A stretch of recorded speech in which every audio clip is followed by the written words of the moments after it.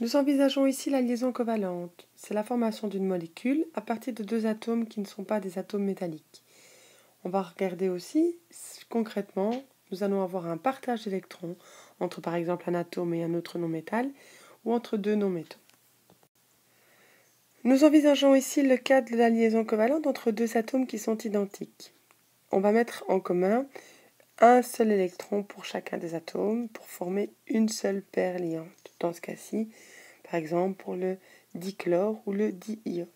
Chacun de ces atomes va respecter une règle particulière dont j'ai déjà parlé, le duet pour l'hydrogène et l'octet pour tous les autres atomes qui ont plus que 3 ou 4 électrons.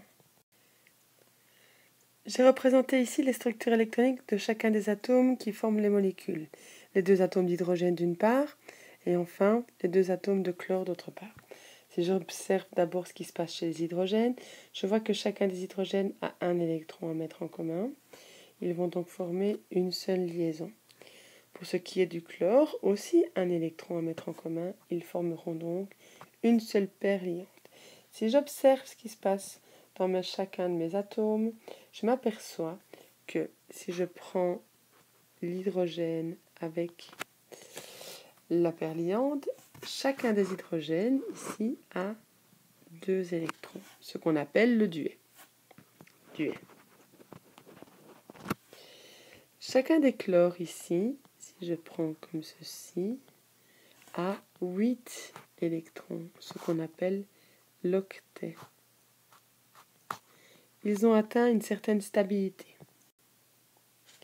Nous envisageons ici la liaison covalente entre différents atomes, notamment ceux qui ont la possibilité de faire plusieurs paires liantes. Nous avons par exemple le cas de l'oxygène.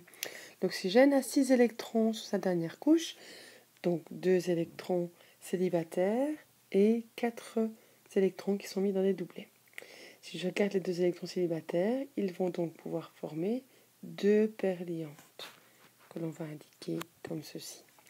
Pour ce qui est de l'atome de l'azote, le diazote, nous allons avoir la possibilité de faire 3 paires liantes, puisque je rappelle, l'azote a 5 électrons sous sa dernière couche, 2 électrons dans un doublet et 3 électrons libres. Dans ce cas-ci, nous avons, pour ce qui est de l'oxygène, une liaison qui est appelée double. Et enfin, dans le cas de l'azote, nous avons une triple liaison. Toutes les liaisons covalentes ne se font pas entre deux atomes identiques. Parfois, les atomes peuvent être différents. C'est notamment le cas, par exemple, des molécules du style HCl, l'acide chlorhydrique, H2O, la molécule d'eau, CO2 par exemple.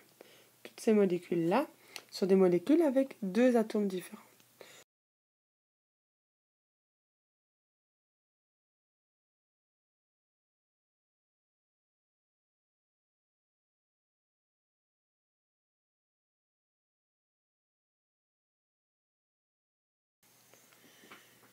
Quand on a deux atomes différents, par exemple l'hydrogène et le chlore, il y en a un qui va attirer plus fort les électrons.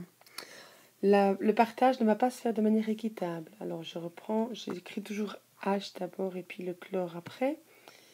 L'H, il a un seul électron célibataire. Le chlore a aussi un électron célibataire, mais il a en plus 3 doublets. 1, 2, 3. Le chlore et l'hydrogène vont donc mettre en commun les deux électrons célibataires pour former une paire liante. Sauf que l'hydrogène a une électronégativité notée qui est égale à 2,1. Alors que le qui du chlore est quant à elle égal à 3. Celui qui tire plus fort, c'est le chlore dans ce cas-ci. C'est ce que nous voyons ici. On voit ici que autour du chlore, le nuage électronique est beaucoup plus important. Puisqu'il tire plus fort, il va attirer plus fort l'électron. On va donc réaliser une flèche, comme on a fait ici. pour montrer que c'est lui qui tire plus fort. S'il tire plus fort, on a l'impression que du côté du chlore, il y a plus d'électrons.